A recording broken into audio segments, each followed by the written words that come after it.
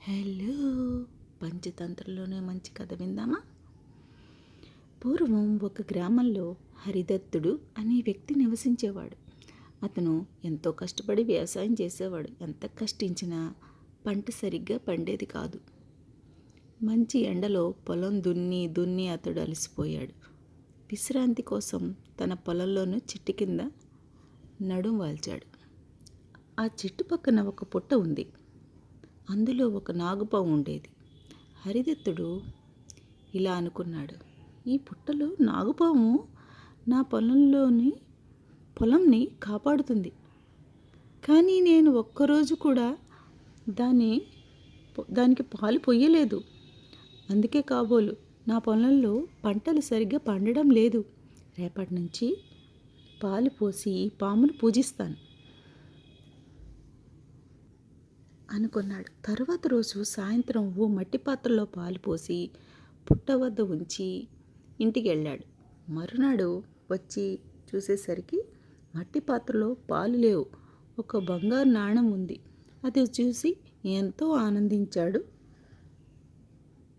హరిదత్తుడు. ఆ రోజు మొదలుకొని ప్రతిరోజు సాయంత్రం పుట్ట వద్ద పాలు ఉంచేవాడు. తరువాత రోజు ఆ ఉదయం చూడగానే బంగారు నాణెం లభించేది. ఇలా కొంతకాలం గడిచింది. ఓ రోజు హరిదత్తుడు పట్టణంలోకి వెళ్ళవలసి వచ్చింది.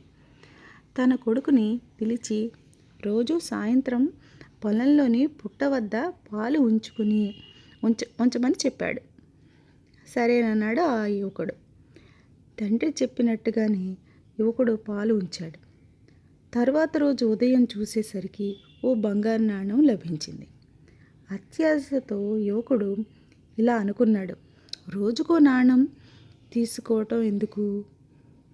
గొడ్డలతో పుట్టను పగలగొట్టి బంగారు నాణ్యాన్ని ఒకేసారి తీసుకుంటాను అనుకున్నాడు.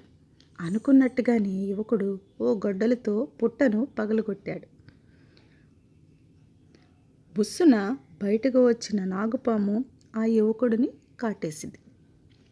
క్షణాల్లో యువకుడు నొరగలు కక్కి అక్కడే ప్రాణం వదిలాడు. పట్టణం నుండి తిరిగి వచ్చిన హరిదత్తుడు జరిగింది తెలుసుకుని దుఃఖించాడు. నాగదేవతను క్షమించమని కోరి పుట్ట వద్ద పాలు ఉంచాడు. పాము ఆ పాలను స్వీకరించాక ఒక మణిని హరిదత్తునికి ఇచ్చి అక్కడ నుండి శాశ్వతంగా వెళ్ళిపోయింది. కాబట్టి దురాశ దుఃఖానికి చేటు. ఓకేనా ఫ్రెండ్స్?